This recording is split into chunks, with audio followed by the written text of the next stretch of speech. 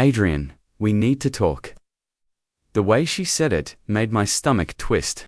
I turned from the window, half smiling, pretending I didn't already know what was coming. That sounds serious. What's wrong, Elena? Her eyes wouldn't meet mine.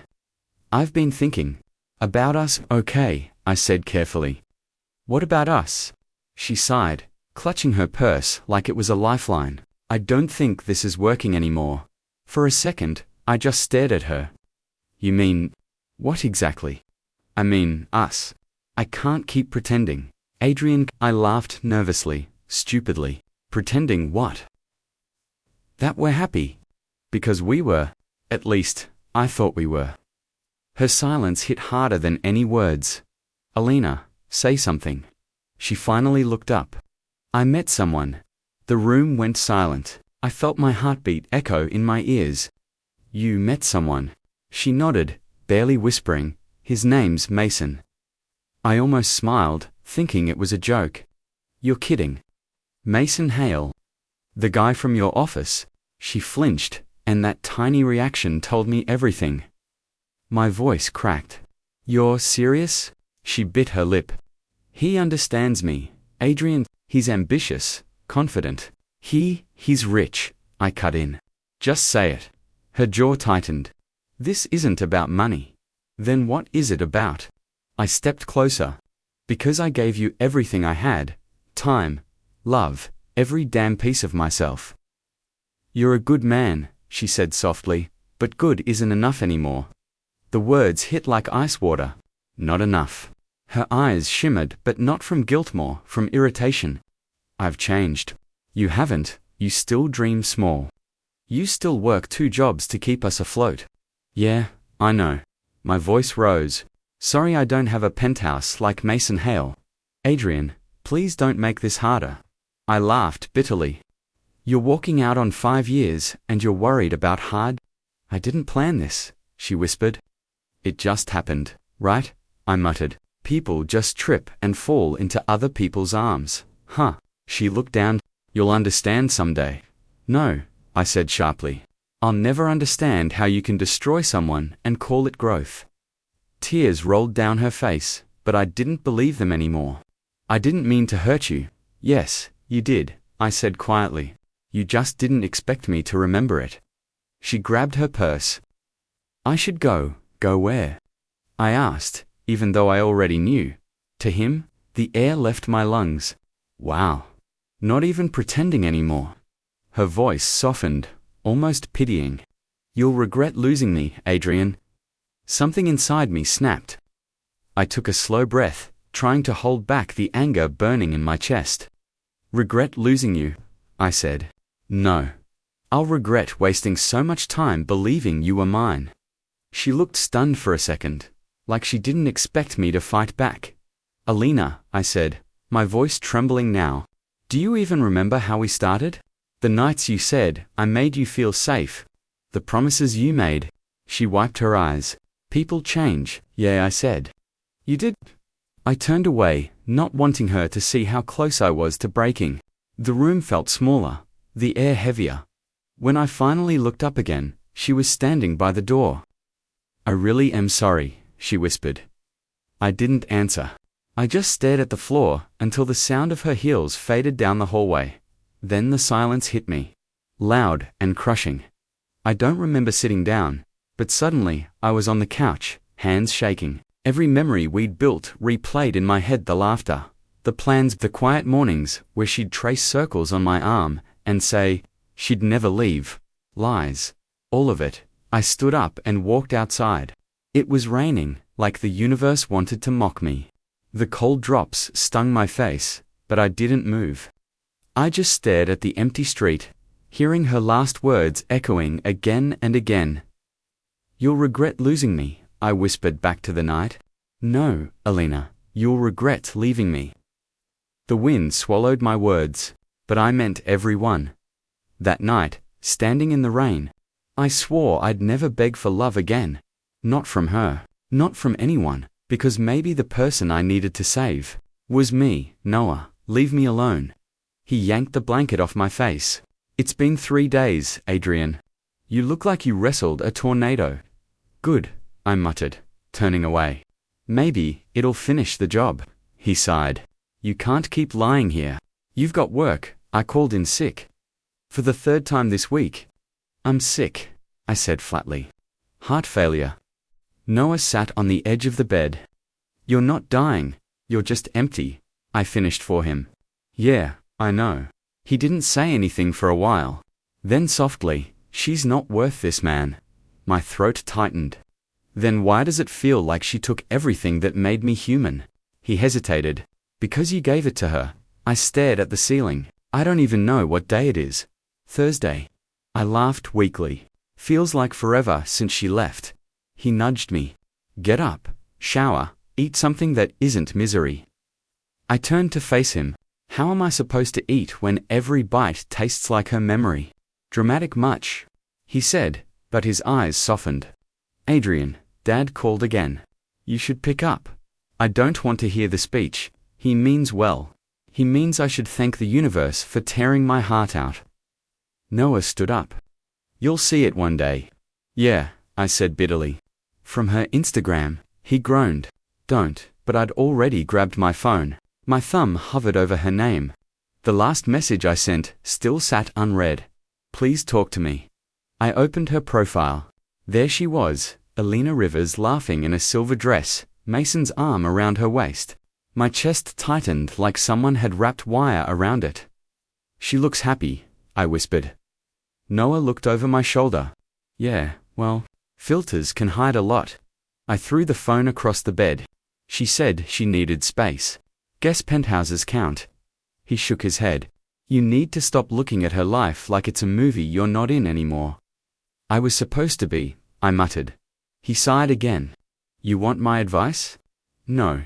You're getting it anyway, he said. You don't heal by staring at the wound. I'm not ready to move on. Then at least move somewhere, he snapped. You used to fight for things. Where's that guy? He died, I said quietly. Noah grabbed his jacket. No, he didn't. He's just hiding under a blanket.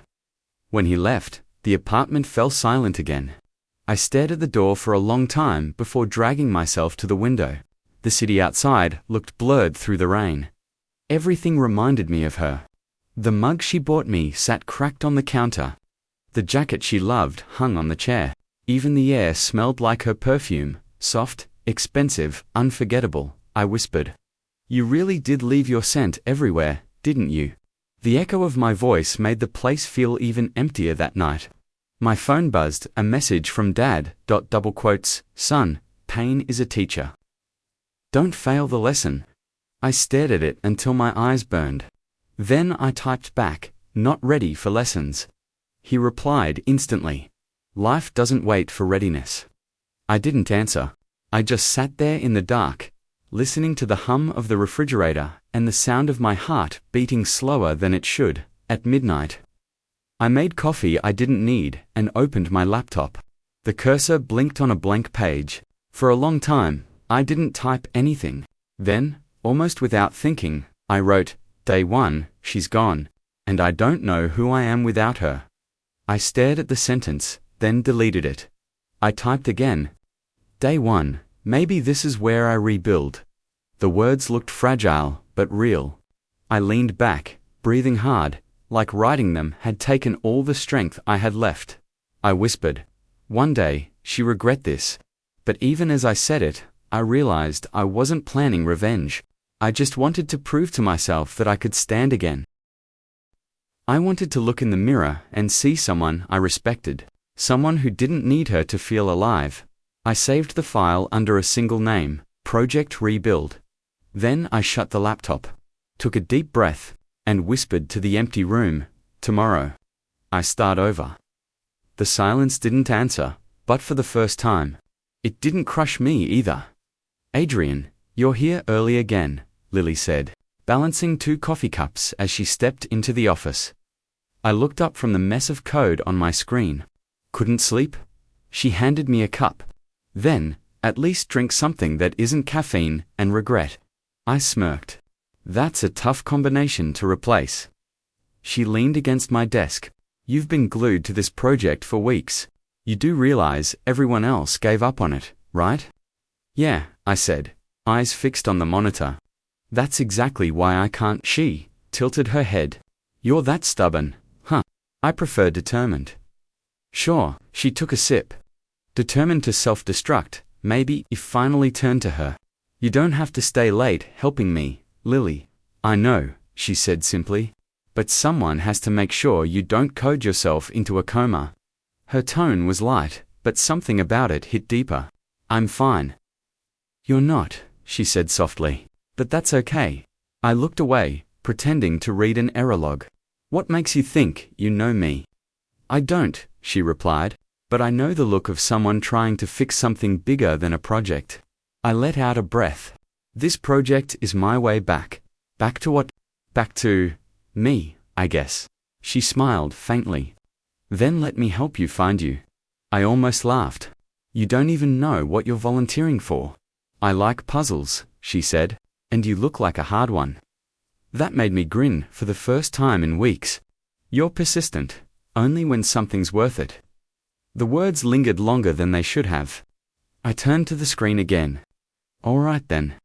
You can review the front-end bugs. I'll handle the integration. Bossy, she teased, sitting beside me. Efficient, I corrected. Hours slipped by in the glow of our monitors.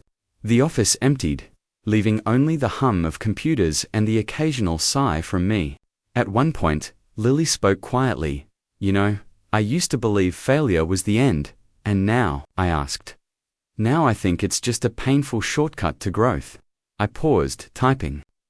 That's oddly comforting. Maybe that's why you're fighting for this project, she said. Because if it fails, it'll feel like you failed again. Her accuracy startled me. You read minds now. No, she said gently. Just patterns. I looked at her for a long moment before saying, You ever lose something that made you forget who you were? She hesitated. Yeah, a person. Same. Her eyes softened, but she didn't pry. Then maybe we're both here trying to rebuild. The silence that followed wasn't heavy, just real. For the first time, the ache in my chest didn't feel unbearable. By midnight, the code finally compiled without errors. I leaned back, exhausted. It worked. Lily grinned. Told you, persistence pays off. I rubbed my eyes. You didn't tell me it would feel this good. That's because you wouldn't have believed me. Probably not. I paused. Hey, thanks for sticking around. Someone has to make sure you eat, she said. Speaking of which, at this hour, it's either that or you drink another gallon of black coffee. I gave in with a sigh. Fine, but if I fall asleep in my plate, that's on you. Deal, she said, smiling at the diner across the street. We sat in a booth by the window. The city lights reflected off her glasses. So, she said between bites, what made you fight for this dead project? I needed something that couldn't leave, I said before realizing how honest that sounded. She didn't laugh, she just nodded. Then, I hope it stays. I think it will, I said quietly. When we returned to the office, I glanced at the project board. For the first time, the red failing tag didn't feel like a verdict, it felt like a challenge. Lily stretched, gathering her things. You know, you smiled twice tonight. Progress. Don't get used to it, I said, but I was smiling again. She laughed softly. Too late, as she walked out, I whispered, Good night, Lily. She turned, eyes meeting mine. Good night, Adrian, and hey, you're doing better than you think. When the door closed, the silence didn't hurt anymore. I sat there, staring at the screen, glowing with fresh code. Feeling something I hadn't felt in months, hope. Maybe this was my first step back, not just to work, but to living again. The chandelier light was too bright, too polished, the kind that reflected everything you tried to hide. I adjusted my tie, trying not to notice the crowd whispering about the company's sudden turnaround. 6 months ago, I was invisible. Tonight, I was the guy who saved a dying project, Adrian. Someone called from across the hall, my manager, waving me over. But before I could move, a familiar voice sliced through the noise. Adrian. My heart stuttered. I turned, and there she was. Alina, she looked almost the same. The same soft curls, the same perfect poise. But her eyes, they weren't the same. There was a flicker there, hesitation, maybe regret. "Hey," I managed. She smiled like we were old friends bumping into each other at a cafe. "It's been a while, yeah?" I said. "It has. You look, different." I smiled. "Free." Her smile faltered. "Free. Yeah, it's strange, right? You don't realize how heavy someone's shadow is until you step out of it." She blinked. "That's poetic, just honest." Silence lingered between us. Behind her, Mason laughed too loudly at something a woman in a red dress said. His hand brushed the woman's arm, the same careless charm he once used on Alina. Her gaze flickered toward him, then back to me. "You're still at Helix, right?" "Still," I said, "but not the same way. Things changed." "I heard about your project," she said quickly, as if trying to change the subject. "Everyone's talking about it. You did something impossible." "Guess failure taught me enough to build something that works," I said. Her lips tightened. "You always were, relentless." "I had to be," I said quietly. "You left right when everything fell apart." She looked down at her glass. "I didn't mean to hurt you, Adrian." "Maybe not," I said. "But you did. I thought Mason was everything you wanted." I finished for her. "Yeah, I remember." She flinched a little. "He's not who I thought he was." I looked at her for a long second. "He never was. You just didn't want to see it." Her voice dropped. "And you did." Every single day, she swallowed hard. "You sound different." "I am. I meant it." The weight that used to anchor my chest was gone. The pain had turned into something sharper, cleaner, peace, maybe. "Lily's here too, right?" she asked, forcing a smile. "She is," I said. "Couldn't have saved the project without her." Elena's expression flickered. "You and her, are you?" I cut her off. "She's my friend. But she reminds me what genuine looks like." Her jaw tightened. "Good for you, yeah?" I said.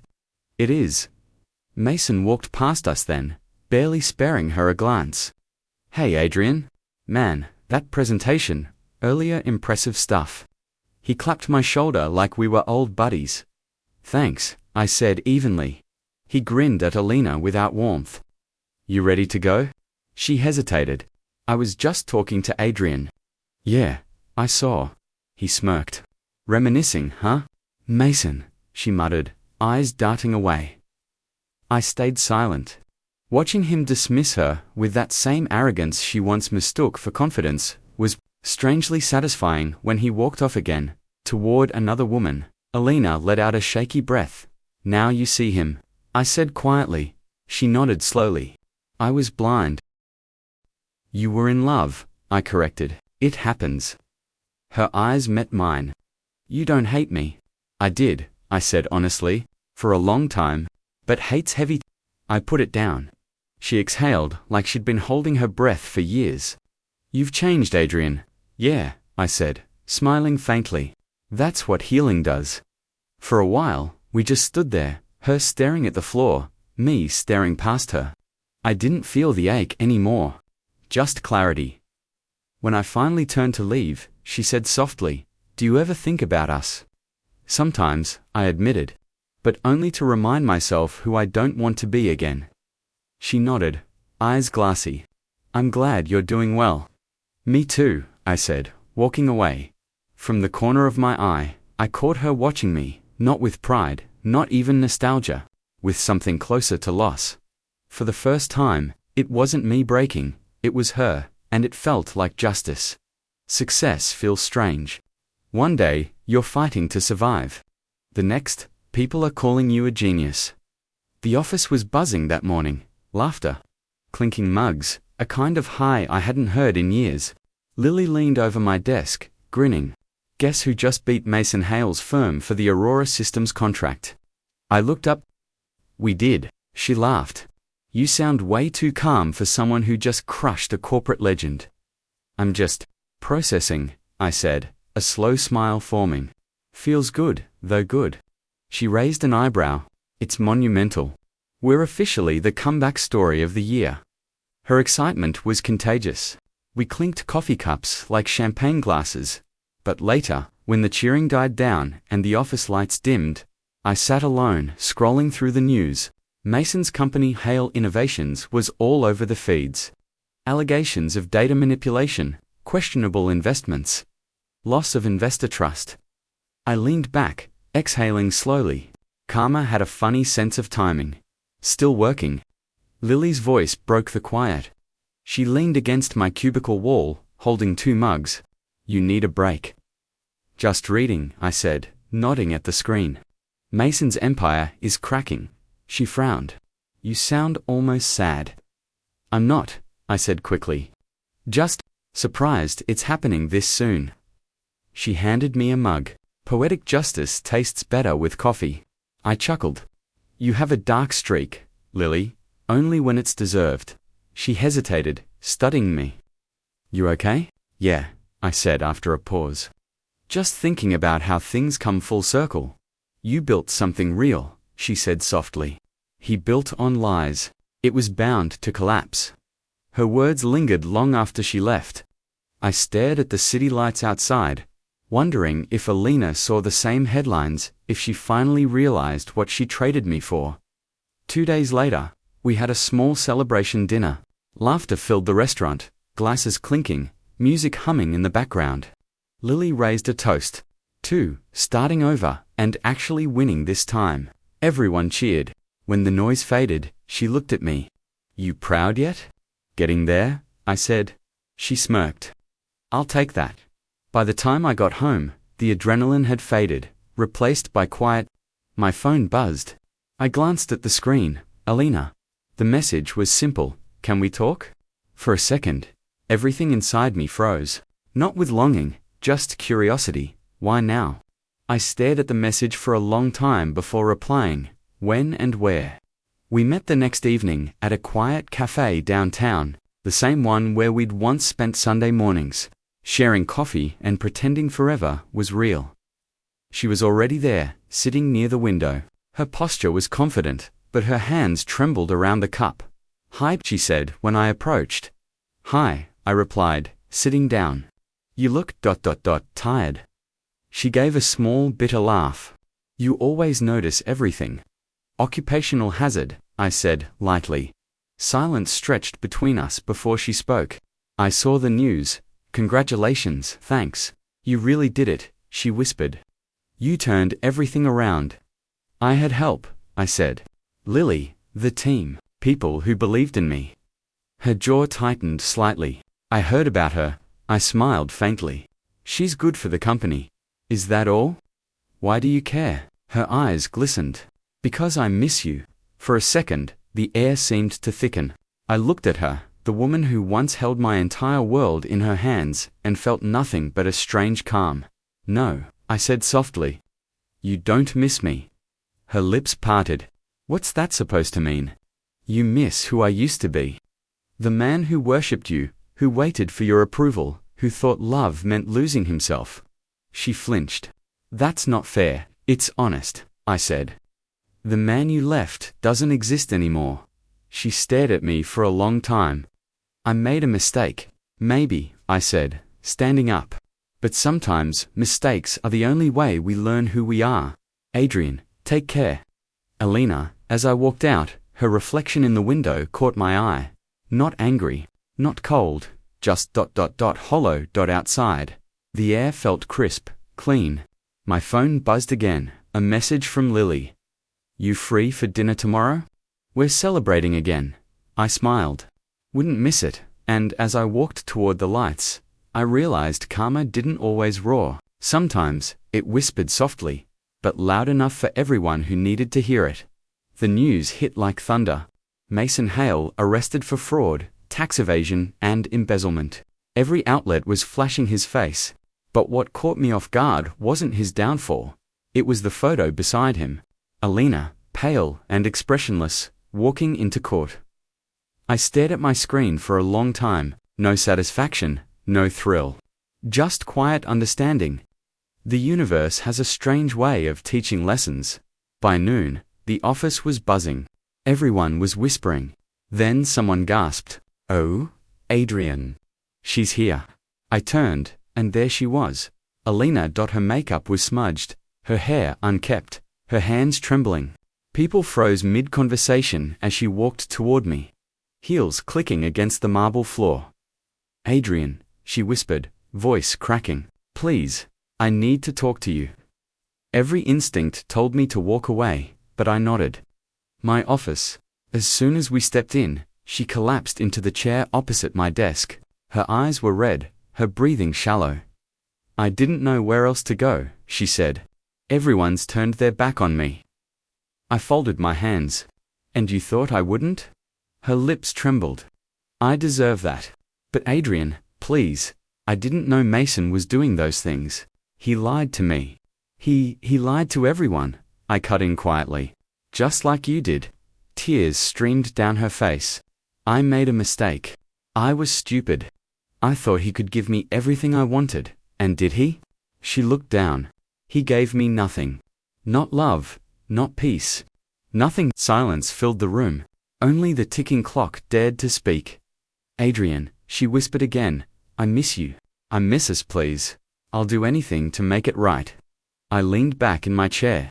"Why now, Alina?" "Because Mason's gone. Because the lights faded, and the cameras stopped." She shook her head desperately. "No. Because I finally see what I lost. You were the one who believed in me when no one else did." "I was," I said softly. "And you threw that belief away for a fantasy." "I know," she said, reaching across the desk. "But people change." "I've changed." I stared at her hand, the same hand that once slipped away from mine in the rain. "I didn't reach for it this time, Alina," I said quietly. "You told me I'd regret losing you." She froze. "I remember. Well," I continued, standing up, "thank you for setting me free." Her face fell. "You don't mean that I do." I walked to the door, opening it. "You should go." Her voice cracked. "Please, don't do this." I met her eyes that once ruled my world, and all I felt was peace. "I already did." She stood slowly, wiping her tears. "Is there really nothing left to say?" "There's nothing left to fix," I said. "Some endings aren't meant to be rewritten." When she stepped out, every head in the office turned. Whispers followed her, like the echo of a fallen queen. I didn't stop them. I just watched until the elevator doors closed. Lily appeared a moment later, holding 2 coffees. "That was intense," she said carefully. I exhaled, finally sitting down. "Yeah, it was overdue." She looked broken. "She made her choices," I said. "We all do." Lily placed a coffee on my desk. "You okay?" "I am," I said. "More than I thought I'd be." She smiled faintly. "Closure feels weird, doesn't it?" "It does," I admitted. "It's quiet. No fireworks. Just peace."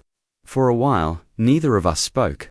Outside, the world kept moving, phones ringing, keyboards clacking, laughter spilling from nearby desks. Life didn't pause for heartbreaks or apologies. I looked out the window at the city below. Somewhere down there, Alina was facing the wreckage of her own making. And for the first time in years, I didn't feel haunted by her memory. I whispered to myself, almost smiling, "Freedom doesn't always come easy, but it's always worth it." Then I turned back to my work, steady and calm, knowing that chapter of my life had finally closed, not with revenge, but with release. I didn't realize how heavy life had been until I felt it lift. "You've been quiet today," Lily said as we walked down the street, the city lights reflecting off the puddles. "Just thinking," I replied. "About work?" "No," I said, shaking my head. "About everything else." "About me?" She glanced at me, curious but gentle. "You okay sharing?" I hesitated. Then, finally, I said, "I never told anyone the full story before. About Alina, about how I fell apart." Her expression softened. "I'm listening." I took a deep breath. "I was in love, Lily, completely. I thought she was my future. And then, she left. For Mason, I lost everything I thought I was." She was quiet, just letting me speak. I spiraled. Work became meaningless. Sleep was impossible. I didn't eat right. I didn't live. I was empty, and now? She asked gently. Now? I paused. I'm here. Talking to you. Smiling again. I don't feel like a ghost anymore. She smiled faintly. That's good to hear. I laughed softly. I expected you to judge me. Judge you, she said, incredulous. Adrian, pain doesn't make you weak. It makes you human. Her words hit me harder than I expected. I blinked, staring at her in surprise. Human? Yeah, she said. All of this, the heartbreak, the mistakes, the regrets, it shaped you. It doesn't define you, but it's part of who you are. I looked down at my hands, remembering the nights I spent alone, staring at her photos, thinking I'd never recover. And yet here I was, laughing, feeling, living. You're incredible, I said quietly. I don't know why you're still here with me after all this. Because you let yourself be, she said simply. You stopped hiding in pain and started facing it. I felt a warmth spread through me. Not the fire of revenge or the sting of heartbreak, but something softer, something real. I never realized, I admitted, that the best revenge isn't hurting someone else. It's rebuilding yourself so well, they can't touch you anymore. She reached out, touching my arm lightly. Exactly. And look at you. You're doing it? For the first time, I believed it. Not just the words, but the truth behind them. The heaviness that had weighed me down for months, years, maybe was finally lifting. We walked in silence for a while, comfortable, not awkward, not forced. Just two people, sharing space, letting the night carry us forward. Tell me more, she said suddenly, more. About you. The real you, not the ghost I met months ago. I laughed softly. You sure you want to hear all that? Absolutely, she said, eyes bright. I took another deep breath. Okay. I grew up thinking love meant giving everything and never asking for myself. I thought if I loved hard enough, it would be returned. But I learned the hard way, love isn't about sacrifice without respect. And now? She asked. Now I know, it's about balance. I said. About fighting for someone, but never losing yourself. About choosing happiness, even if it scares you. She smiled, her hand brushing mine. Sounds like you've grown a lot. I have, I admitted, and I couldn't have done it without people who reminded me life is worth living. People like you. Her eyes softened, but she didn't respond with words. Her presence said everything I needed to hear. For the first time in months, I felt light. Not empty, not haunted, but free. We kept walking, laughing at small things, talking about work, about dreams, about nights out we'd never had. And I realized the truth. The weight had lifted. Not because someone fell, not because I had succeeded, but because I chose to rise, because I chose to live, and that was the sweetest revenge. Revenge of all. The notifications kept coming at first. Small pings, then longer messages. All from Alina. Adrian. I need to explain. Please. Just one meeting. I know I hurt you, but I didn't reply. I stared at the screen for a long time, feeling nothing. Not anger, not longing, just nothing. Lily noticed my quiet distance. You've been checking your phone a lot, she said, handing me a coffee. Something you want to talk about? Not really, I said, shaking my head. It's complicated's my specialty, she said, smiling. Do you want to share? I took a deep breath. Someone from my past is trying to reach me. A person I thought I loved, but, well, they made choices that aren't coming back. She nodded, understanding without judgment. So you're not replying? No, I said. I realized that some chapters are meant to close quietly. Days passed. Her messages became longer, more desperate.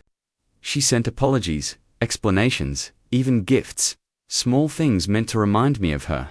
One evening, my phone buzzed with a long text, an essay of regret, a confession of mistakes, an admission of guilt. I read it once, then twice. And then I deleted it. Not out of spite. Not out of anger. Simply because it didn't matter anymore. She's gone. Lily asked quietly, noticing my calm. I'm done living in the past, I said. Done waiting for someone who can't be who I need. She nodded, sitting beside me. And you're free. Yeah, I admitted, a small smile tugging at my lips. Free feels different than I thought it would. Weeks turned into months. The company grew beyond anything I imagined. Projects I once thought impossible now thrived. And I realized success wasn't about proving her wrong or winning over the world. It was about building something that mattered. For me, and for the people around me, I started mentoring younger colleagues, especially those who had been through betrayal or loss. One afternoon, a new intern approached me nervously. "Adrian," she said, voice shaking, I messed up, big time. I don't know how to fix it." I smiled gently. "First, take a breath. Then, remember that mistakes don't define you, your next steps do. You can't change the past, but you can shape what comes next." Her eyes widened. You understand." "I do," I said. "More than you know." After work, Lily and I would grab coffee or dinner, our conversations flowing easily, with laughter replacing tension. Sometimes, I caught myself staring at her, realizing how natural it felt to be around someone who wasn't tied to my past mistakes. "You're smiling a lot these days," she teased one night. "I am," I admitted. "It's nice to not carry the weight anymore." "Careful," she said, nudging me gently. "You might start enjoying life too much." I laughed. "I think I deserve it." Sometimes I'd think about Alina, the life she was trying to piece back together, the messages I didn't answer. I didn't feel anger. I didn't feel heartbreak, just closure. "Do you miss her?" Lily asked once as we walked through the park. "No," I said honestly. "I miss who I used to be when I was with her. But that person isn't me anymore." She squeezed my hand lightly. "And that's the person I like." I smiled, looking at her. "Then I guess love isn't about promises. It's about peace, about choosing the right people, at the right time, for the right reasons." She leaned her head on my shoulder. "I'll take peace over drama any day." "Me too," I whispered. And as the city lights reflected on the river, I realized I was no longer haunted by the past. I was walking forward, step by step, teaching others, laughing with friends, and building a life where peace mattered more than regret. Some memories linger, yes, but they no longer control me. And that is what remains of love. Not possession, not longing, not revenge, but freedom, growth, and quiet strength. The gala was swarming with people, laughter and champagne filling the grand hall. A year had passed since the chaos of Mason's downfall, and I still wasn't used to events like this. "Adrian, over here." My colleague waved me toward the VIP area. I smiled politely, nodding, but my attention drifted. Across the room, I saw her, Alina. She wasn't glamorous this time. No designer gown, no commanding presence. She moved quietly, assisting, organizing, her posture humble. I didn't expect to feel anything, and yet, my chest tightened for just a moment. Our eyes met. For a heartbeat, everything froze. I gave a small, kind smile, and turned away. My heels clicked softly against the marble as I walked through the crowd, keeping my steps steady. "Adrian." Her voice, soft and almost hesitant, reached me. I paused, glancing back. She had stepped forward, tentative, as if testing the water. "You really did set yourself free," she said quietly, almost a whisper. I nodded. "You helped me do it." She blinked, surprised. Me. "Yes," I said.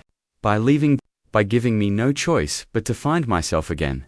She let out a small laugh, not bitter, not proud, just honest. For the first time, I saw her smile without arrogance, without pride. Just recognition. "I never realized," she said softly, "that freedom could look like this calm, light. It's not flashy," I admitted, "but it's real." She hesitated, then asked, "Do you forgive me?" I shook my head slightly. "I don't hold on to that anymore. Forgiveness is heavy when you're not hurting. And I'm not." Her eyes glistened with something between relief and melancholy. "I'm glad." I glanced toward the crowd. Seeing colleagues celebrating deals, laughing over glasses of wine, unaware of the small moment unfolding across the hall. "You've grown," she said after a pause. "Stronger than I imagined." I smiled faintly. "We all grow when we survive." She nodded, looking down at her hands. "I wish I had understood sooner." "Maybe," I said softly. "But you did understand, eventually. That counts for something." A server passed with a tray of hors d'oeuvres. I took a piece of bruschetta, and Lily appeared beside me, gently resting a hand on my shoulder. "Everything okay?" she asked quietly. I nodded. "Better than okay." Elena stepped back slightly, giving us space, as if she knew this moment wasn't for her. She lingered a moment, then spoke again. "You're happy, aren't you?" "I am," I said, "and I don't need anyone to make me that way." Her lips quivered with a faint smile. "I see that now. You really did it." "Without me, yes," I said, glancing at her one last time. "Without anyone but myself and the people who mattered. And yes, you played a role unintentionally, but you did." She exhaled slowly, her shoulders relaxing for the first time since I could remember. I guess I needed to see it too. You can't imagine how much peace looks different when you've caused someone pain. I nodded, understanding more than she could know. Sometimes closure doesn't come from confrontation. Sometimes it comes from witnessing someone thrive without you. She looked at me, truly looked, and for a long second, I felt that connection we once had, now transformed. No longing, no bitterness, just awareness. "You're remarkable, Adrian," she whispered. I smiled softly. "I learned from the past. I let go. I built my life again. That's all remarkable." She nodded slowly, stepping back, giving me the space I needed. Then whispered, "Goodbye, Adrian." "Goodbye, Elena," I said quietly. Turning toward Lily. The crowd faded around us. The noise, the clinking glasses, the music, it all became background. For the first time in years, I walked forward without the weight of resentment. Without the shadow of lost love. I was free, and that was enough. The city stretched out below me, golden light spilling across the buildings as the sun dipped toward the horizon. I sat on the rooftop with Lily, legs dangling over the edge, the wind brushing against my face. "Do you ever think about her?" she asked softly, her voice barely louder than the breeze. I chuckled, shaking my head slightly. "Only to thank her." She tilted her head, curious. "Thank her? For what?" "For leaving," I said, smiling. "For letting me go. For giving me no choice but to find myself." She laughed lightly. "You make it sound so poetic." "It is," I said. "In its own way, losing the wrong person sometimes teaches you more than holding on to the right one ever could." She nudged my shoulder, and here I thought I was going to be the poetic one. "You are," I said, looking at her. "You've shown me what life can feel like without the shadows of the past, without fear or regret. That's poetry too." We sat in silence for a moment, watching the sky turn shades of pink and orange. "You really seem different now," she said quietly. "Lighter, happier." "I am," I admitted. "I don't carry anger or resentment anymore. No bitterness. Not toward her, not toward Mason. Not even toward myself for feeling lost for so long." She reached over and took my hand, warm and steady. "I'm glad," she whispered. "You deserve this." I squeezed her hand gently. "And I do.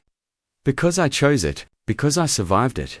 Every heartbreak, every betrayal, every moment that felt like it would destroy me, it didn't.